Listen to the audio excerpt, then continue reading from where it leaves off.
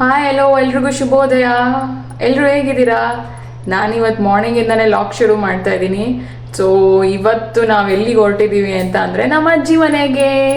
So ನಮ್ಮ ಅಜ್ಜಿ ಮನೆಯಲ್ಲಿ ಇವತ್ತು ಏಕಾದಶಿ ಪೂಜೆ ನಡೀತಾ ಇದೆ. ಸೊ ಅಲ್ಲಿಗೆ ಹೊರಟಿದ್ದೀವಿ. ನಾನು ಮತ್ತೆ ನನ್ನ ತರ್ಲೆ ಇಬ್ರು ಹೊರಟಿದ್ದೀವಿ. ಸೊ ಅಲ್ಲಿ ನಮ್ಮ ಅಜ್ಜಿ ಮನೆಯಲ್ಲಿ ಇವತ್ತು ನಾವು ಹೇಗೆ ಟೈಮ್ ಸ್ಪೆಂಡ್ ಮಾಡ್ತೀವಿ, ನಮ್ಮ ಅಜ್ಜಿ ಹೇಗೆ ಏಕಾದಶಿ ಪೂಜೆ ಮಾಡ್ತಾರೆ, ಮತ್ತು ತುಂಬ ವೆರೈಟಿ ಟ್ರೆಡಿಷ್ನಲ್ ಫುಡ್ಸ್ನೆಲ್ಲ ಪ್ರಿಪೇರ್ ಮಾಡ್ತಾರೆ. ಸೊ ಅದ್ರ ಬಗ್ಗೆ ಎಲ್ಲ ತಿಳ್ಕೊಳ್ಳೋಣ ಮತ್ತು ಅದನ್ನು ಟೇಸ್ಟ್ ಮಾಡಿ ಎಂಜಾಯ್ ಮಾಡೋಣ. ಬನ್ನಿ ಎಲ್ಲರೂ ಹೋಗೋಣ.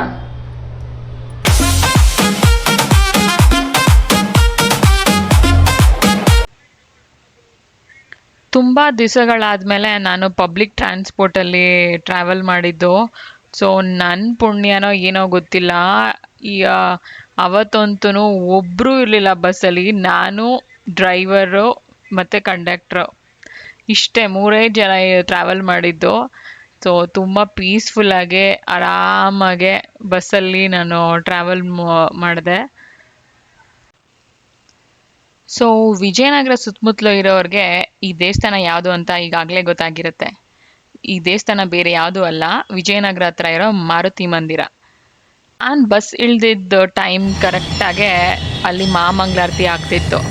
ಇನ್ನೇನು ಮಹಾಮಂಗಳಾರತಿ ಆಗ್ತಿದೆ ಅಂದಮೇಲೆ ದರ್ಶನ ಮಾಡ್ಕೊಳ್ದಿರೋ ಹೋಗೋಕ್ಕಾಗತ್ತಾ?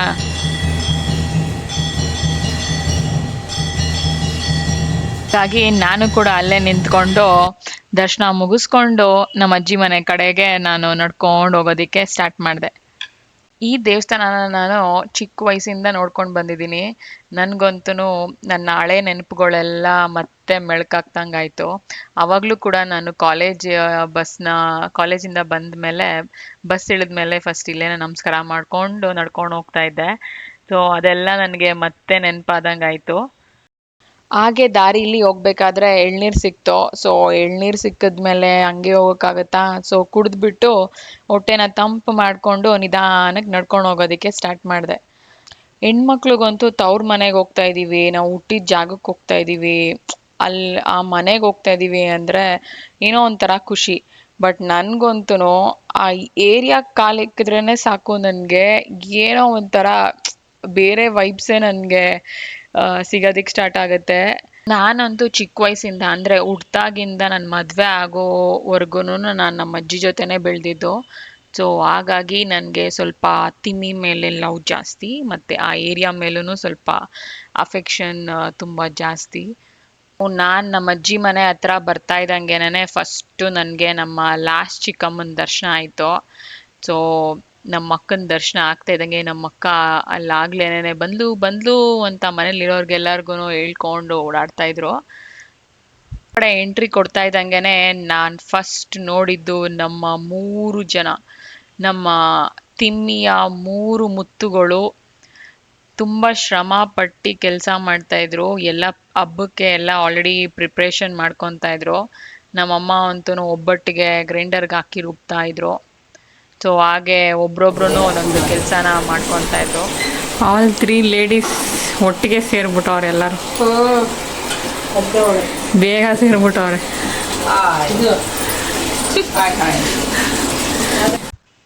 ಹೆಣ್ಮಕ್ಳಿಗೆಲ್ಲ ಒಂದೊಂದು ಕೆಲಸನ ಒಪ್ಪಿಸ್ಬಿಟ್ಟು ನಮ್ಮ ತಿಮ್ಮಿ ದೇವಸ್ಥಾನಕ್ಕೆ ಹೋಗೋದಕ್ಕೆ ಮೇಕಪ್ ಆಗಿ ರೆಡಿ ಆಗ್ತಾಯಿದ್ರು.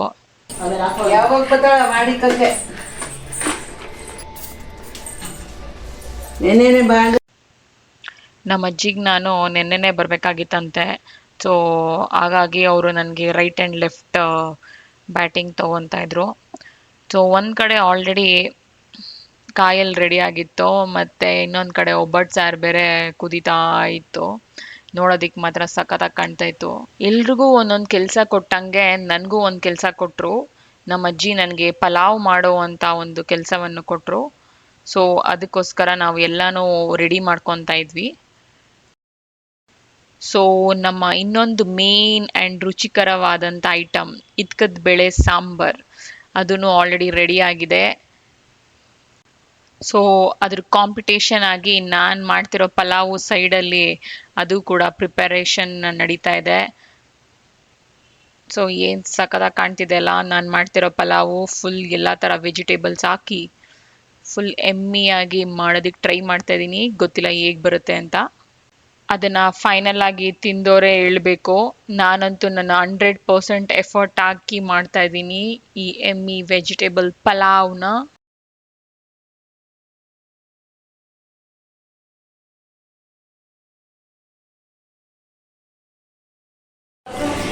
ನೆಲ ಒರೆಸೋ ಕೋಲು ಕೈ ಕೊಟ್ಟಿರೋದ ಕಾರಣ ನಮ್ಮ ಅಕ್ಕ ಫುಲ್ಲು ಶ್ರಮ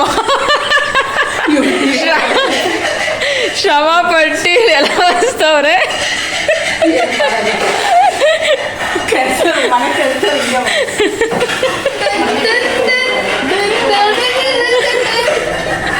ನನ್ ಮೇಲೆ ನಿನ್ಗೆ ಯಾಕೆ ಇಷ್ಟು ದ್ವೇಷ?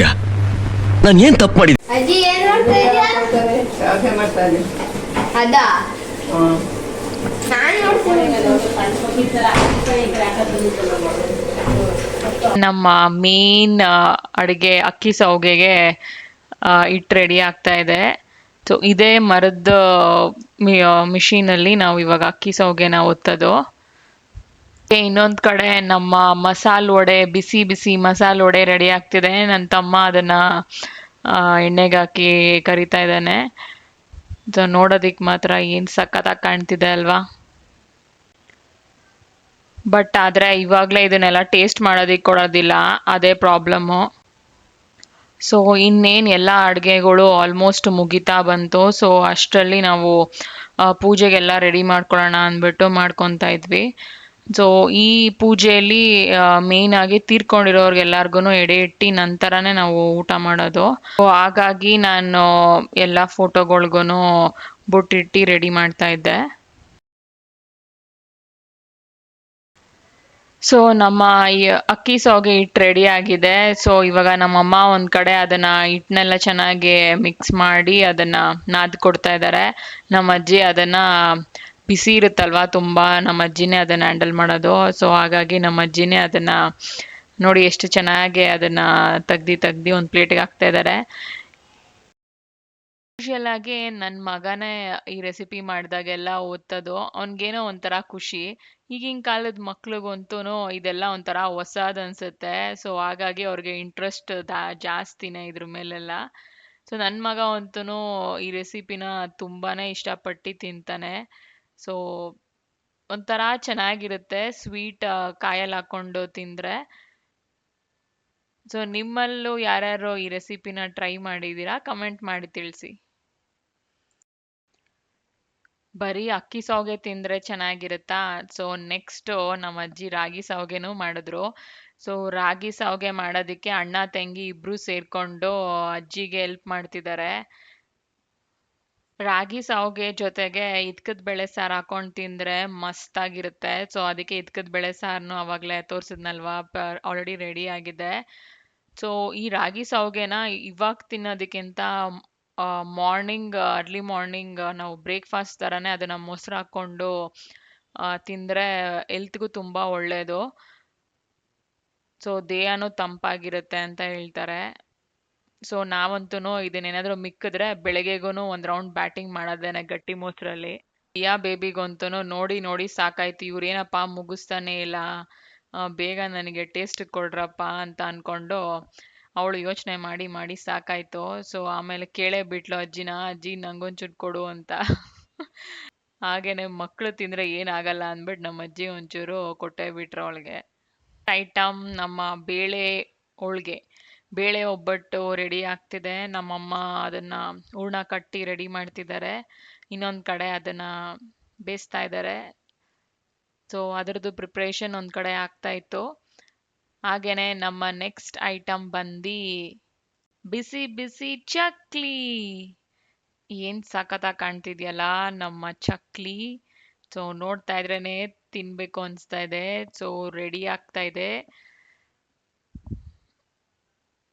ನಮ್ಮ ಚಿಕ್ಕಮ್ಮ ಇದನ್ನ ಪ್ರಿಪೇರ್ ಮಾಡ್ತಾ ಇದ್ರು, ಅವ್ರಿಗೆ ಈ ಟಾಸ್ಕ್ ಕೊಟ್ಟಿದ್ರು ನಮ್ಮ ಅಜ್ಜಿ. ಸೊ ಗರಂ ಗರಂ ಚಕ್ಲಿ ನೋಡಿ ಏನ್ ಸಖತ್ತಾಗಿ ಕಾಣ್ತಿದೆ. ಸೊ ನಮ್ಮ ಆಂಟಿ ಅಂದ್ರೆ ನನ್ನ ಚಿಕ್ಕಮ್ಮ ಮತ್ತೆ ಅವರಮ್ಮ ಅಂದ್ರೆ ನಮ್ಮ ಅಜ್ಜಿಯವರ ತಂಗಿ ಮತ್ತೆ ಅವ್ರ ಮಗಳು ಇಬ್ರು ಸೇರ್ಕೊಂಡು ಚಕ್ಲಿನ ಮಾಡ್ತಾ ಇದ್ರು.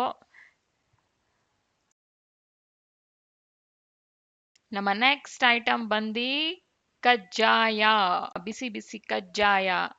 ಆದರೆ ಆಲ್ರೆಡಿ ಇದನ್ನ ನೆನ್ನೆನೆ ಪ್ರಿಪೇರ್ ಮಾಡಿ ಇಟ್ಬಿಟ್ಟಿದ್ದಾರೆ. ಸೊ ನಾನು ನಿಮಗೆ ಐಟಮ್ ಯಾವುದು ಇದು ಅಂತ ತೋರಿಸ್ತಾ ಇದ್ದೀನಿ ಅಷ್ಟೇನೆ.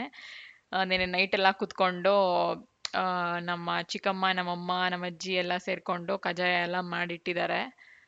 ಸೊ ಫೈನಲ್ ಆಗಿ ನಮ್ಮ ಕೋಸಂಬರಿಗೆ ಲೈಟಾಗಿ ನಮ್ಮ ಚಿಕ್ಕಿ ಒಗ್ಗರಣೆ ಹಾಕ್ತಾ ಇದ್ದಾರೆ. ಸೊ ಆಲ್ಮೋಸ್ಟ್ ಎಲ್ಲ ಐಟಮನ್ನು ತೋರಿಸಿದ್ದೀನಿ. ಸೊ ಇಷ್ಟೊಂದು ಐಟಮ್ಸ್ನ ನಮ್ಮ ಅಜ್ಜಿ ಹಬ್ಬಕ್ಕೆ ಮಾಡ್ತಾರೆ.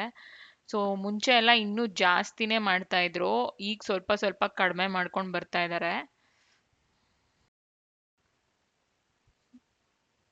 ಸೊ ಎಲ್ಲ ಐಟಮು ರೆಡಿ ಆದಮೇಲೆ ಮಾಡಿರೋ ಎಲ್ಲ ಐಟಮ್ನೂ ನಾವು ಬಡಿಸ್ಬಿಟ್ಟು ಪೂಜೆ ಮಾಡೋದಕ್ಕೆ ಸ್ಟಾರ್ಟ್ ಮಾಡಿದ್ವಿ.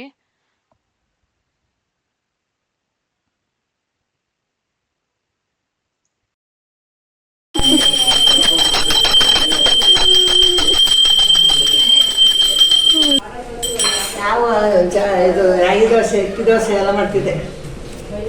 ಈಗ ಆಗಲ್ಲ.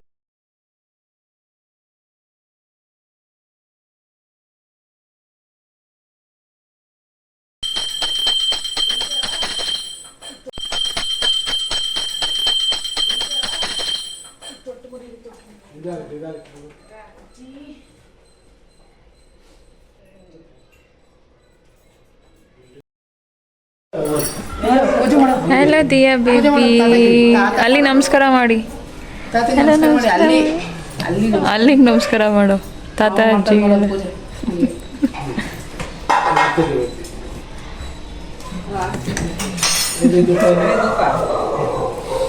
Hi hi hi, hello hello everyone. ಏನು ಮಾಡ್ತಾ ಇದ್ದೀರಾ? ಸುಮ್ಮನೆ ಕುತ್ಕೊಂಡು ಏನು ಮಾಡ್ತಾ ಇದ್ದೀರಾ? ಆಯ್ತಾ ತಿಂದಿದ್ದು? ಹಳಸಿನಣ್ಣು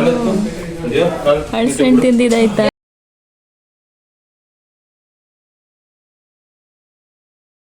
ಕೆಲಸ ಮಾಡ್ತೀವಿ, ನಮ್ಮ ಅಜ್ಜಿ ಮಾಡ್ತಾ ಇಲ್ಲ ಕೆಲಸ. ಊರೇ ಮಾಡ್ತಾ ಇಲ್ಲ ಅನ್ಸುತ್ತೆ. ಚೆನ್ನಾಗಿ ಬೆಳೆಸಿ ನೀವು ಹಿಂಗ್ ಮಾಡ್ಬಿಟ್ಟಿದ್ದೀರಾ. ಅಯ್ಯೋ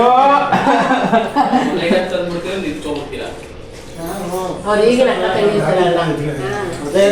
ಆಗಿರೋದು. ಅಜ್ಜಿ ಏನ್ ಮಾಡ್ಬಿಲ್ಲ, ತಂಗಿಗೆ ಅಂತಾನೆ ಕೆಲಸ. ಅದು ಅರ್ಧ ಊಟ ಆಯ್ತು. ರಾಗಿ ಅರ್ಧ ಊಟ ಲೆಕ್ಕ ಅದು. ಇನ್ನು ಪಲಾವ್ ಅದೇ, ವೈಟ್ ರೈಸ್, ಸಾಂಬಾರು, ಇನ್ನು 3 ಐಟಮ್ ಅದೇ. ಅದಕ್ಕೆ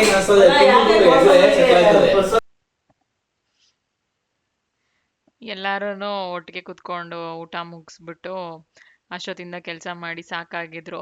ಸೊ ಎಲ್ಲರೂ ಒಟ್ಟಿಗೆ ಮಾತಾಡಿಕೊಂಡು ಸ್ವಲ್ಪ ಹೊತ್ತು ಟೈಮ್ ಸ್ಪೆಂಡ್ ಮಾಡಿ ನಂತರ ಎಲ್ಲರೂ ಹೊರಡೋದಕ್ಕೆ ಸ್ಟಾರ್ಟ್ ಮಾಡಿದ್ರು.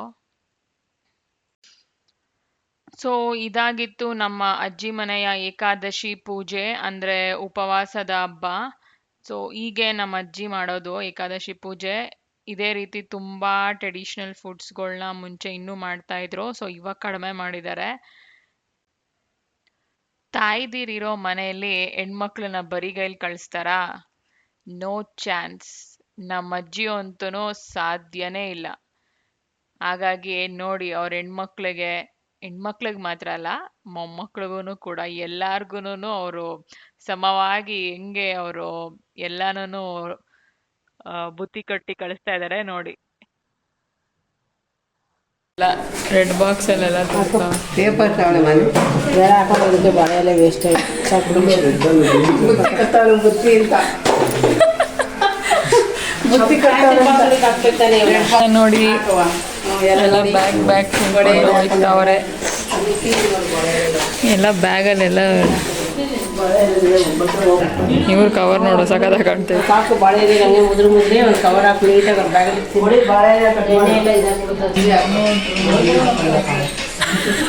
ನೀರು ಹಾಕಿ ಇವ್ರು ಸಾಂಬಾರು ಅಲ್ಲೈತೆ. ಸಾಂಬಾರು ಓಪನ್ ಮಾಡು. ಒಬ್ಬಟ್ಟು ಸಾರು ಎಲ್ಲ ಬುತ್ತಿ ಕಟ್ತಾವಳೆ. ಪಲ್ಯ, ಹೆಸರು ಬೇಳೆ, ಅನ್ನ ಇದೆ. ನಿನಗೆ ನಿನ್ನ ಮಗ ತಿಂದರೆ ಹಾಕೊಂಡು ಹೋಗೋ. ಪಲಾವ್ ಎಲ್ಲ ಬೆಳಗ್ಗೆ ಇರಲ್ಲ, ಎಷ್ಟು ಬೇಕು ಲೈಟಾಗಿ ಹಾಕ್ತೇವೆ. ಎಲ್ಲ ಪಲ್ಯ ನಾನೊಂದೆರಡು ಹಾಕೋದು ಅಷ್ಟೇ. ತೊಳೆದಪ್ಪ ಎಲೆಯ ಇವರು ಒಬ್ಬಟ್ಟು ತಗೊಂಡೋಯ್ತಾರವರು.